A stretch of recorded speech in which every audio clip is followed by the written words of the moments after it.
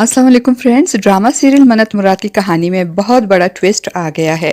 मुराद जो कि एक वीक पर्सनैलिटी वाला इंसान है और कभी भी दो रिश्तों में तवाज़ुन कायम नहीं रख सका, इसीलिए तो आज सफ़र कर रहा है।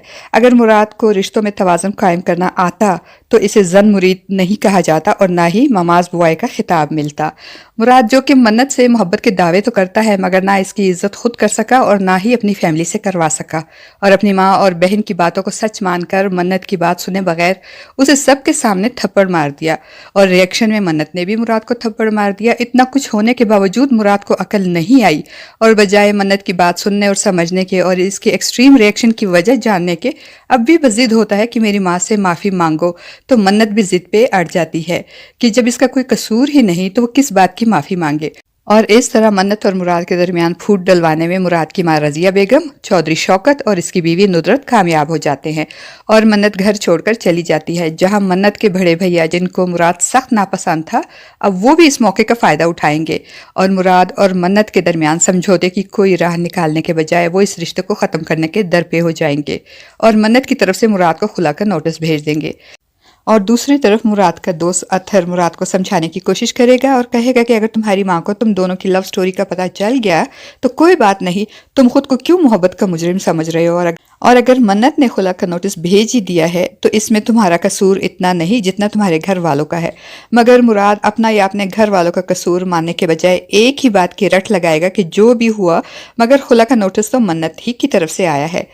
दूसरी तरफ मन्नत का भाई साद जो कि मुराद की छोटी बहन निगी को पसंद करता है और निगी से शादी का ख्वाहिशमंद होता है, वो भी मन्नत को समझाने की कोशिश करते हुए कहेगा कि तुमको पता है ना कि नए लोगों में एडजस्टमेंट में टाइम लगता है, तुम्हें भी खुद को और मुराद को टाइम देना चाहिए था, तुम्हें इतनी सी बात पे खुला का नोटिस नहीं भेजना चाहिए था।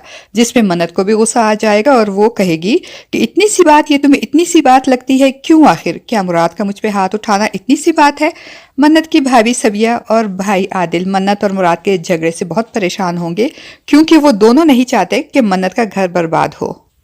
इसीलिए तो आदिल बड़े भैया को भी समझाने की कोशिश करेगा मगर बड़े भैया इसकी कोई बात सुनने को ही तैयार नहीं होंगे। बड़े भैया की तर्ज अमल से मायूस होकर आदिल सबिया से कहेगा कि बड़े भैया अब मन्नत को खुलत दिलवाने वाले अपने फैसले से कभी भी पीछे नहीं हटेंगे। और रही सही कसर मुराद की, मन्नत से अपनी माँ से माफ़ी मांगने की शर्त ने पूरी कर दी।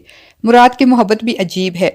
जब मन्नत इसके पास होती है, इसके घर में होती है, तो ना तो वो इसकी इज्जत करता है और ना ही इसकी कदर, और जब वो इससे दूर हो जाती है तो मुराद मजनू बन जाता है और फिर मुराद अब दोबारा मजनू बन जाएगा। मन्नत के बगैर गुमसुम और खामोश रहेगा। तो मुराद की माँ रजिया बेगम जिसने मन्नत की अना पे चोट करके उसे घर से निकल जाने पे मजबूर कर दिया है और अब खुला के नोटिस मिलने पे बहुत मुतमईन होगी कि मन्नत अब कभी भी वापस नहीं आएगी।